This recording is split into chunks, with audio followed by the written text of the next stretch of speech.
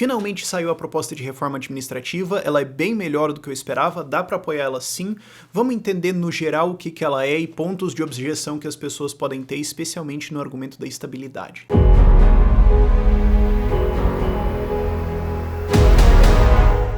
A reforma administrativa é sobre o funcionalismo, os funcionários do Estado, e essa aqui cobre União, Estado e municípios. São as 3 esferas administrativas, exceto algumas carreiras, como por exemplo o judiciário, militares, etc, etc, etc. Já vamos entrar nos detalhes de por que isso, mas enfim.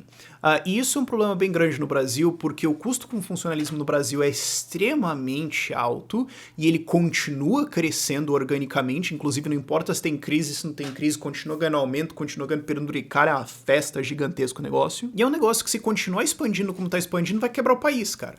Isso aí não precisa ser libertário nem liberal pra entender. Se você só for pra frente, ou realmente só entender contabilidade, números, você consegue olhar e falar, mano, tem como? Isso aqui tem que mudar. A questão é como é que a gente pode fazer isso. E aí, olhando de um lado libertário, por que eu gostei dessa lei, você tem, primeiro, qual que é a régua que você está avaliando, certo? O primeiro seria o gradualista, que é, eu não quero chocar as pessoas, eu não quero fazer uma coisa muito brusca, eu quero fazer uma transição e tudo mais, então seria a posição de... Olha, mesmo que eu consiga privatizar estatais hoje, é melhor não fazer isso, a gente pode criar umas agências de regulação aqui para criar uma transição para o mercado se acomodar um pouco mais a essa nova situação, daí a gente privatiza ao longo de 10 anos e faz um esquema de transição para não ficar... Essa seria uma posição gradualista, certo? Que não é o que eu defendo. Depois você teria a posição oportunista, que é, bom, eu quero que acabe tudo. Ah, mas dá para acabar com isso aqui hoje. Ok, acaba com isso hoje. Foi! Beleza, risca essa da lista. Próxima... O que dá mais pra gente fazer hoje? O que dá pra gente construir, certo? É o oportunismo que o Joe Salerno defende, né? E depois você tem uma posição que eu não sei nem que nome dá pra isso, mas seria, não, eu não quero porque não é tudo. Então seria, eu sou contra a privatização dos Correios, porque não é a privatização de literalmente todas as estatais, inclusive o STF ao mesmo tempo, então eu sou contra essa parada inteira. É uma posição possível, não defendo isso, mas enfim. E olhando por um viés de oportunismo, isso aqui reduz o Estado bastante daqui pra frente. Isso, na verdade, muito mais impede o aumento contínuo, né, constante pra caramba, de gastos que vai acontecer. Você não consegue mexer com o atual agora politicamente, já vamos entrar nisso aí, mas é um negócio que vai cortar muito gasto. E cortando gasto, você corta o tamanho do Estado, certo? Porque uma das coisas que eu acho que a galera precisa entender melhor é que, sim, libertários falam bastante contra impostos, mas o tamanho do Estado não é o que ele taxa, é o que ele gasta. Porque se ele gastar mais do que ele taxa, ele vai ter que ou imprimir moeda ou emitir dívida, o que significa que para pagar essa dívida, ou uma hora ele vai ter que passar o imposto ou imprimir moeda. Então o tamanho real é o que ele gasta. Então, cortar gastos é a prioridade aqui. E eu acho que essa reforma tem uma boa relação esforço-retorno, certo? Porque você tem que sempre medir isso. Tipo, qual que é o esforço que vai ser para provar alguma coisa versus o quanto isso aqui aumenta a liberdade. Tem um monte de coisa que vai dar um trampo gigantesco que não vale a pena, e tem muitas coisas que são muito fáceis e conseguem um nível de liberdade muito maior. A gente já fez 2 aqui, que foi basicamente com um tuitaço. E funcionou, então são boas relações. O problema é quando você tem uma coisa que é muito grande como o funcionalismo, que vai mexer em eleições, porque funcionalismo é uma puta base eleitoral, que vai mexer com poder político, um monte de coisa, você sabe que vai ser um puta trampo. Então se o retorno não vale a pena, é meio tipo, cara, vamos pra outras coisas, quem sabe se a gente pegar esse puta trampo e dividir em várias coisas pequenas, você consegue outras. E aí é uma discussão estratégica que é bem complicada, mas eu não quero entrar aqui. Mas o fato é que se você vai mexer nisso, o retorno tem que ser grande, nesse caso aqui eu acho que é. E na elaboração dessa lei aqui, eu imagino que os caras tiveram que fazer várias escolhas de... A gente queria meter o louco, mas tem o que é juridicamente viável e reduz objeções, reduz resistências. Por exemplo, judiciário não está incluído. Ah, mas é porque o judiciário tem o seu estatuto próprio e um outro poder não pode interferir no orçamento e tudo mais. Essa pode ser justificativa técnica. Outra justificativa pode ser... Cara, se a gente não mexer com o juiz, é um poder a menos que vai encher o saco, certo? Porque mexeu com o judiciário, cara, nossa senhora, dor de cabeça que você acabou de se meter, meu compadre. Deixa isso de fora, sabe? A gente perde esse espacinho aqui, mas consegue passar o resto. Porque se a gente tentar passar o tudo, não consegue. pode ter sido isso. Então isso é o que eu falei lá atrás que a gente ia ver lá na frente, de por que algumas corporações foram deixadas de fora. Tem esse motivo de eles terem o seu próprio regimento, independência dos poderes, etc, etc, etc, mas também tem o que a gente consegue aprovar, escolhas tiveram que ser feitas aí. E a outra escolha que teve que ser feita foi, vamos mexer em direito adquirido ou não? E essa reforma escolheu não fazer isso, ela é daqui pra frente, então só os novos contratados. Eu imagino que isso é uma escolha tática política de tipo, bom, então os atuais não vão ter tanta resistência, porque não mexe neles, e a gente não vai ter que também fazer todo o argumento de direito adquirido, porque sim, você consegue mexer em direito adquirido, tem duas formas que você conseguiria fazer isso. Primeiro, o Estado faliu, e daí você tem que demitir um monte de gente, isso está previsto em Constituição, mas eu não acho que realmente aconteceria, porque se você tem uma legislatura que faz tanto cagada a ponto de deixar falir, eles provavelmente vão proteger os motivos porque ele faliu. Então eu não acho que isso seria ativado. E o segundo jeito de você mexer em estabilidade do funcionalismo é o STF decretou. E aí alguém pode falar, não, Rafael, mas direito adquirido é um direito constitucional que é inviolável e tudo mais. Não. Não. Se 6 ministros do STF falarem que não é, não é. Ah, mas tá na lei. Dane-se a tua opinião e tudo que você acha e tudo que você fala e tudo que tá escrito. Se 6 ministros do STF acharem que não vale, não vale. Fim. E daí algum funcionário público pode reclamar, poxa, mas isso é muita insegurança, é muita incerteza. Bem-vindo ao Brasil. Bem-vindo ao Brasil, onde nada é sério, pergunte para um juiz e depois o outro lado vai apelar mesmo, você vai gastar um monte com advogado, sabe? Seja bem-vindo ao mundo real. E tem precedente, Portugal já fez isso. Portugal fez o argumento, que eu acho que é meio sério, meio falcatrua, de falcatrua porque, tipo, o país vai falir, então a gente não tem escolha, dane-se, passa esse troço aí, de que o direito adquirido dos futuros recebedores não pode ser restringido, não pode ser impedido pelo direito adquirido dos atuais recebedores. Esse foi o argumento para cortar pensões lá. Porque o que eles falaram é, se a gente pagar as pensões hoje, o Estado quebra. E daí, quem pagou não vai receber lá na frente. Então, para os outros que têm o direito adquirido lá na frente receberem, a gente tem que dar uma reduzida no atual. Então, seja bem-vindo ao Estado onde todos os direitos são relativos e nada importa, exceto a opinião de 6 juízes do STF, ou seja lá quem for que tem o poder. Eu não sei porque que as pessoas têm essa ilusão que, tipo, existe uma lei no Estado. Eu acho que isso é fofo e engraçado, mas desculpa, não é a realidade. Ok, os detalhes um pouco mais da reforma. Uma das coisas que ela faz é criar novos regimes de contratação. Porque hoje você tem contratação, estabilidade, fim, plau, acabou. O que ele faz é fazer, olha, vamos criar novos regimes onde você tem contratos temporários, onde você tem contratos por tempo indefinido, mas que podem ser demitidos. Ele não tem estabilidade. Vamos criar algumas outras coisas para você não ter que deixar o cara na folha eternamente. E é praticamente eterno. Os caras deram no lançamento da reforma administrativa a estatística de que na União, governo federal, uma pessoa fica em média 59 anos na folha de pagamento. Isso conta os anos da ativa, os anos de aposentadoria e depois os anos de pensão paga aos herdeiros. E tem motivo, eu não lembro se eles fizeram esse argumento, mas tem motivo para você imaginar que em nível estadual e municipal é muito mais, porque é muito mais fácil você qualificar não só nos pré-requisitos de concurso, mas para um concurso em nível estadual e municipal. Então a chance de você entrar mais novinho na sua vida é muito maior.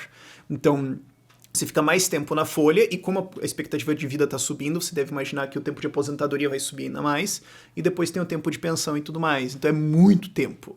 Então, para você reduzir, você cria coisas que você pode criar, você pode demitir, você pode cortar e tudo mais, excetuando carreiras de Estado, que é as carreiras que, porque tem que ter uma continuidade de Estado e tudo mais, e daí entra em argumentos estatísticos que eu não me importo. Por mim, acabava com a estabilidade para todo mundo, mas se você consegue passar isso para acabar com boa parte da estabilidade, ok, é um grande avanço, isso aí já vai economizar bilhões, dezenas ou centenas de bilhões em 10 anos aí, só isso aí já vale a pena, ok. Só que aí vem o argumento de, mas vão mexer na estabilidade e isso vai criar interferência política nos cargos e tudo mais.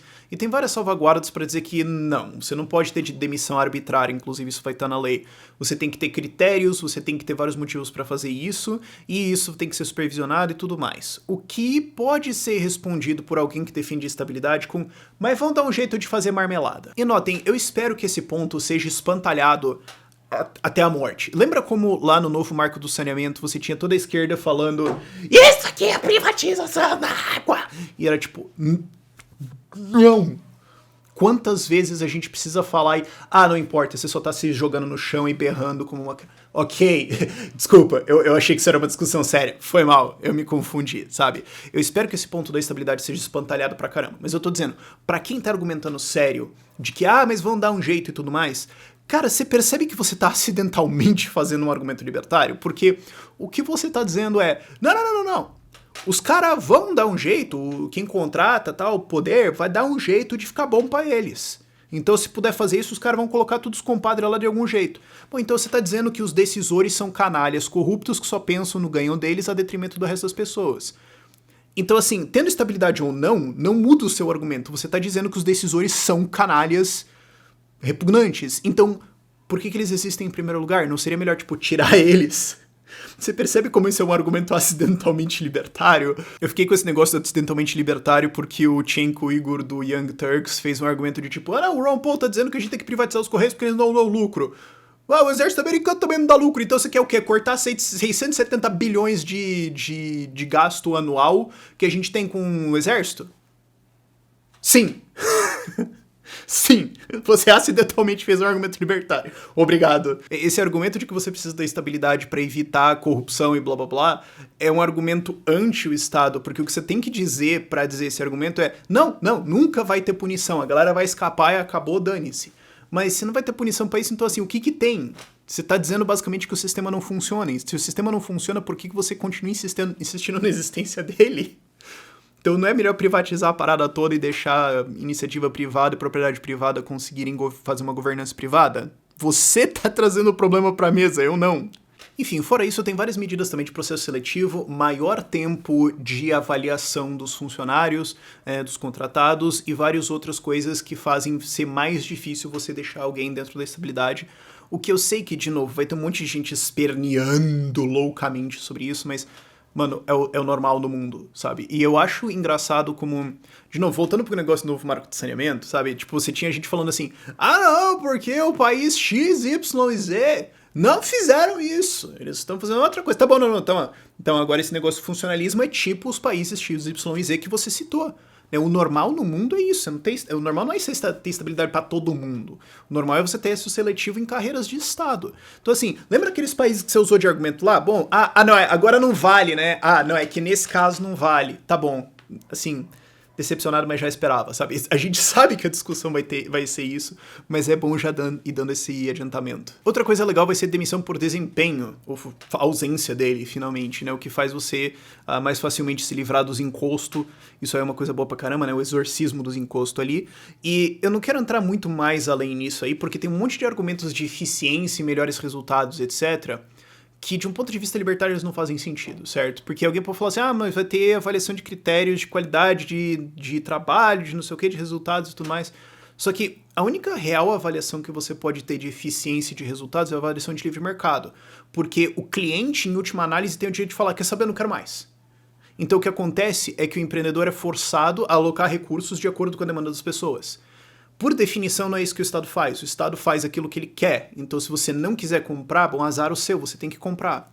Então, só porque alguém está batendo metas arbitrárias colocadas por algum órgão da subsecretaria do encosto do anexo sei lá o quê, não quer dizer que aquilo é realmente útil. Tipo, você pode bater todas as metas e tirar 10 em tudo, não quer dizer que você de fato gerou valor para alguém, especialmente quando você contrasta com o que poderia ter sido feito com os recursos que foram usados naquilo.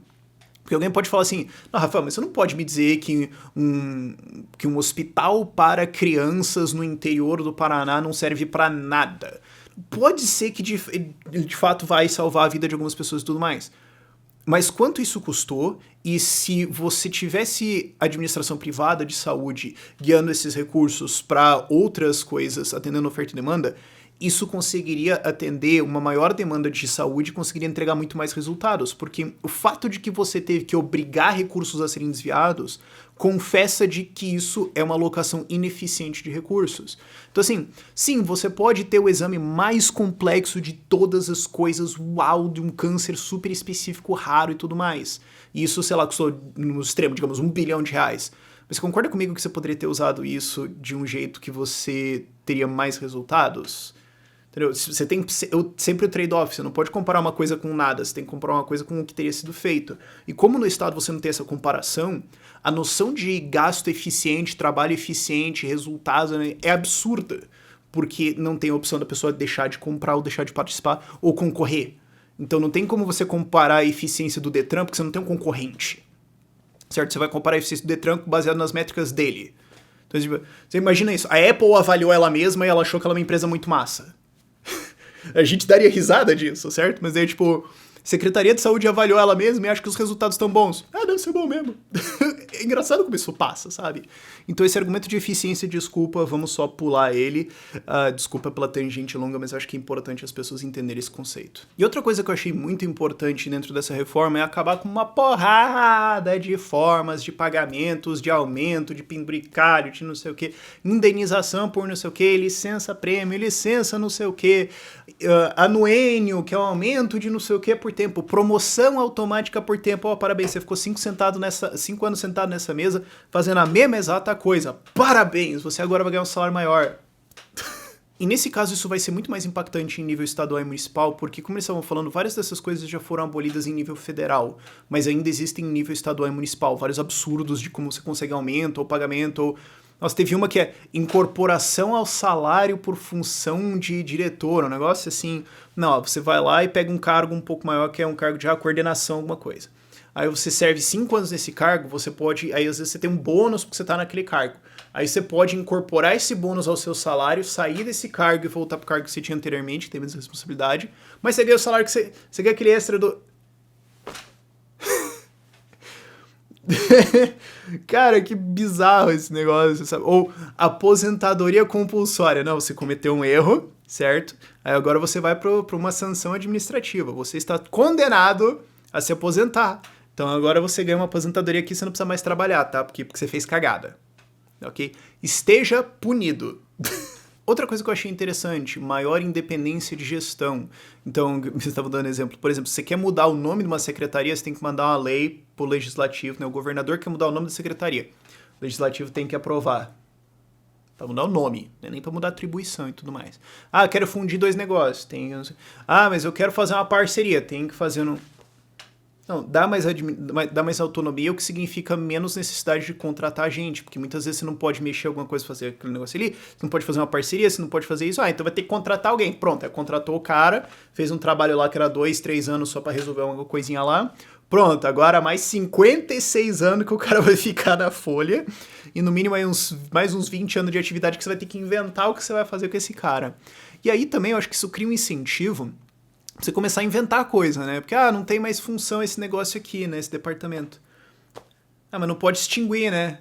Pela nova reforma você pode administrar, você pode extinguir essas coisas muito mais facilmente. Não pode extinguir. Então arranja o que fazer aí. Cara, eu acho que tem poucas coisas mais danosas ao processo civilizatório do que funça pensando assim, mas no que mais que eu posso mexer? Me dá uma coisa pra regular, pra supervisionar aqui, assim, sabe?